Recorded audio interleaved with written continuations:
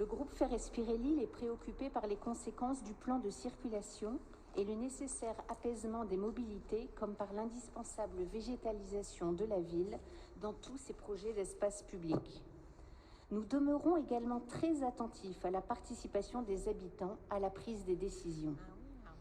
Comme de nombreux Lillois, nous observons avec grand intérêt les multiples travaux entrepris depuis 4 ans dans le quartier Saint-Sauveur, partie de l'île Centre, située entre la gare Lille-Flandre et l'hôtel de ville, englobant l'entrée de l'île en venant des voies rapides et le nouveau quartier institutionnel comprenant la région, la Melle, l'hôtel de ville, la cité administrative et l'île Grand Palais. Un quartier riche de son histoire et de ses habitants, qui va encore se transformer profondément dans les prochaines années avec l'arrivée du grand programme Agora Forum, le déménagement de la cité administrative et le développement d'Euralille 3000. Notre question porte sur la méthode d'information, de concertation, de co-construction qui préside à la mise en œuvre de ces transformations, ainsi que sur l'objectif global de ces travaux d'espace public.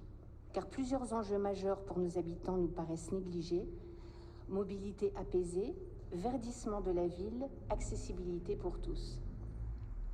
S'agissant des espaces publics et les mobilités, rappelons qu'en 2017, sur fond de nouveaux plans de circulation, un tronçon de rue avait été fermé à l'automobile. Vous aviez annoncé la végétalisation du nouvel espace piéton ainsi créé, mais l'aménagement se résume. Vous aviez annoncé la végétalisation du nouvel espace piéton ainsi créé, mais l'aménagement se résuma à 2 ou 3 carrés d'herbe, quelques rares bancs, à propos des travaux de la rue Gustave Delory.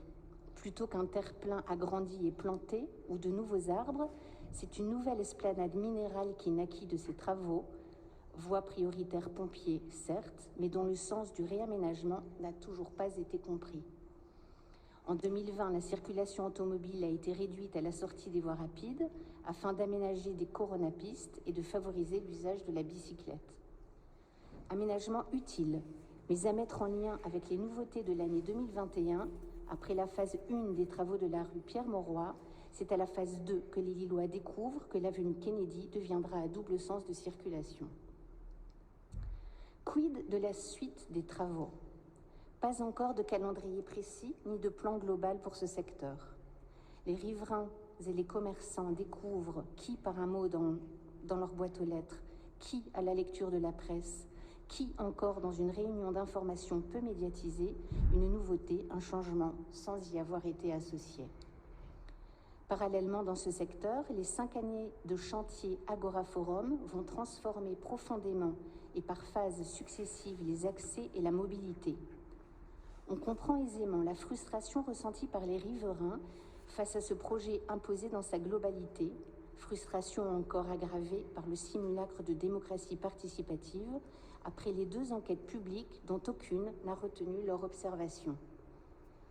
Confrontés au gigantisme de cette construction, ainsi qu'à un processus virtuel et par avance verrouillé, nombreux sont les habitants à s'être démobilisés.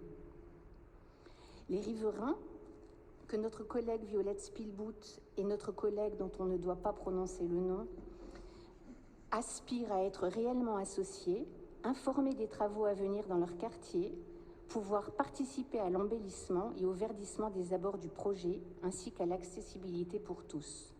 Nous vous demandons, Madame le maire, de constituer un comité de vie quotidienne du projet Agora Forum, réunissant la municipalité, la métropole, le constructeur, les habitants, les commerçants, afin de leur permettre de contribuer de façon régulière à chacune des phases du chantier. Je vous remercie.